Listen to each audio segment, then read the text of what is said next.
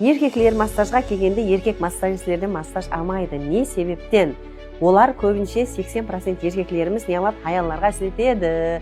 Себебі хаялларға еркеклер іслесе, еркеклерге энергия келеді. Яғни қарама қарсы энергия келеді. Хаялдың энергиясы еркекке өтіп күшейеді. Келе бер. Енді мысалы хаяллар келеді, хаяллар келгенде еркек массажистке массаж іслеткісі ұялып тұрады да. Физика қанунында да сондай да. Плюске плюс тартылмайды ғой, білеміз, плюске минус тартылады. Сондай.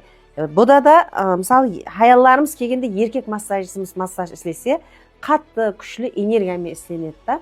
Себебі бұда массажистлер еркек хаял деп айырылмайды, бірақ көп еркеклерде пікір сондай. Көп хаялларда пікір сондай болып қалғанда, еркек массаж істесе ұяламан деген.